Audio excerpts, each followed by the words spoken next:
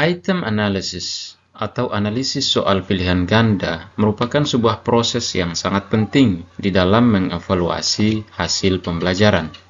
Hal ini dilaksanakan untuk beberapa tujuan, di antaranya yang pertama mendapatkan soal yang bermutu.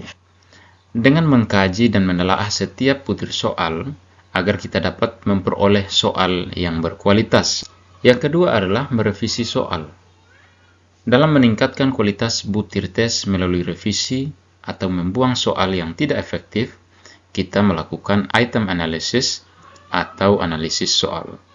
Yang berikut adalah diagnostik pemahaman materi peserta didik terhadap materi yang telah diajarkan. Dalam hal ini kita mengetahui informasi diagnostik pada peserta didik tentang sejauh mana pemahaman materi yang telah diajarkan terhadap peserta didik. Yang berikut adalah mengevaluasi kualitas tes. Dalam hal ini, membantu pengguna tes atau dalam hal ini guru dalam mengevaluasi kualitas tes yang digunakan. Lalu yang berikut adalah meningkatkan efektivitas tes dalam hal mendukung penulisan soal yang efektif dan berkualitas. Di dalam melakukan item analysis, kita menggunakan p-value. Nilai dari p-value adalah 0,0 sampai 1,0 dengan klasifikasi sebagai berikut. Jika p-value lebih besar daripada 0,85, maka indeks kesukarannya lebih besar dari 85%, maka item tersebut dikategorikan item sangat mudah. Jika p-value lebih besar daripada 0,70, indeks kesukarannya menjadi lebih besar daripada 70%, maka item tersebut dalam kategori item mudah. Jika p-value berada di antara 0,30 sampai 0,70, maka indeks kesukarannya antara 30% sampai 70%. Kategori item tersebut adalah moderat atau sedang. Jika p-value lebih kecil daripada 0,30, indeks kesukarannya lebih kecil daripada 30%, maka item tersebut dalam kategori item sukar. Sementara jika p-value kurang dari 0,20, indeks kesukaran menjadi kurang dari 20%, maka item tersebut dikategorikan sebagai item sangat sukar. Adapun untuk mendapatkan nilai p-value, maka rumus yang digunakan adalah P sama dengan RU ditambah RL dibagi T.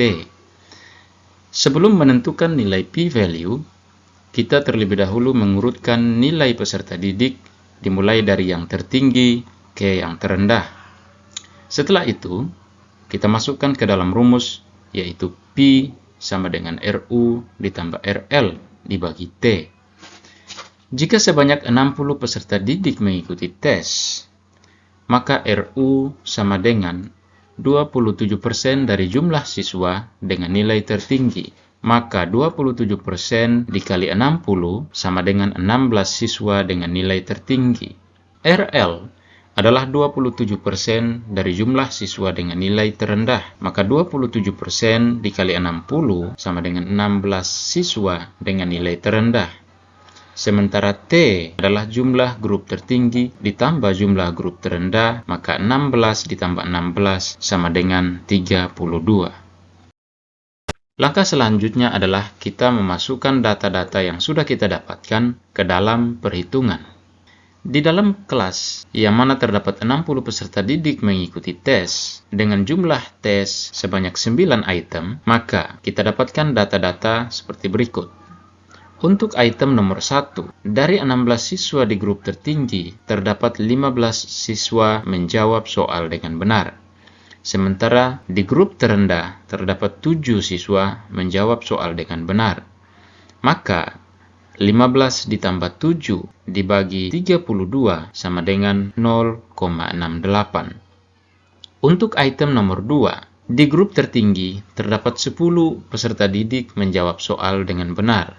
Di grup terendah hanya terdapat 4 peserta didik menjawab soal dengan benar. Maka 10 ditambah 4 dibagi 32 sama dengan 0,43. Untuk item nomor 3, terdapat 7 peserta didik di grup tertinggi menjawab soal dengan benar. Sementara di grup terendah terdapat 3 peserta didik menjawab soal dengan benar. Maka 7 ditambah 3 dibagi 32 sama dengan 0,31. Untuk soal nomor 4, terdapat 16 peserta didik di grup tertinggi menjawab soal dengan benar. Sementara di grup terendah, 15 peserta didik menjawab soal dengan benar. Maka 16 ditambah 15 dibagi 32 sama dengan 0,96. Untuk soal nomor 5, terdapat 9 peserta didik di grup tertinggi menjawab soal dengan benar, sementara 4 peserta didik di grup terendah menjawab soal dengan benar. Maka 9 ditambah 4 dibagi 32 sama dengan 0,40. Untuk soal nomor 6, terdapat 6 peserta didik di grup tertinggi menjawab soal dengan benar, sementara hanya terdapat 2 peserta didik di grup terendah menjawab soal dengan benar. Maka 6 tambah 2 dibagi 32 sama dengan 0,25. Untuk soal nomor 7, hanya terdapat 4 peserta didik di grup tertinggi menjawab soal dengan benar, sementara tidak ada peserta didik di grup terendah menjawab soal item nomor 7 dengan benar. Maka 4 ditambah 0 dibagi 32 sama dengan 0,12. Untuk soal nomor 8, hanya terdapat 2 peserta didik di grup tertinggi menjawab soal dengan benar, sementara tidak ada peserta didik di grup terendah menjawab soal dengan benar. Maka 2 ditambah 0 dibagi 32 sama dengan 0,06. Untuk item nomor terakhir, yaitu nomor 9, hanya terdapat 1 peserta didik di grup tertinggi menjawab soal dengan benar, sementara tidak ada peserta didik di grup terendah menjawab soal dengan benar. Maka 1 ditambah 0 dibagi 32 sama dengan 0,03. Setelah nilai p-value dari masing-masing item kita dapatkan, maka proses selanjutnya adalah interpretasi dari nilai p-value tersebut. Untuk item nomor 1 dengan nilai p-value 0,68, item tersebut dikategorikan ke dalam item sedang. Untuk item nomor 2 dengan nilai p-value 0,43, item nomor 2 dikategorikan ke dalam item sedang. Item nomor 3 juga dikategorikan sebagai item sedang dengan nilai p-value 0,31. Untuk item nomor 4 dengan nilai p-value 0,96 dikategorikan ke dalam item sangat mudah. Untuk soal nomor 5 dengan nilai p-value 0,40 dikategorikan ke dalam item sedang. Sementara untuk item nomor 6 dengan nilai p-value 0,25 dikategorikan ke dalam item sukar. Untuk soal nomor 7, 8, dan 9, dengan masing-masing nilai p-value 0,12, 0,06, dan 0,03, dikategorikan ke dalam item sangat sukar. Kesimpulan sementara yang bisa ditarik dari interpretasi nilai p-value, maka untuk item sedang, item tersebut dapat digunakan kembali dalam tes berikutnya. Untuk item sukar, item tersebut dapat digunakan kembali dalam tes berikutnya, sementara item yang kategorinya sangat sukar perlu dilakukan revisi. Adapun tindak lanjut dari hasil analisis nilai p-value beserta interpretasinya adalah sebagai berikut. Untuk item dengan nilai p-value lebih besar daripada 0,85 dengan kategori item sangat mudah, maka item tersebut perlu dipertimbangkan kembali untuk menggunakan item tersebut pada tes berikutnya.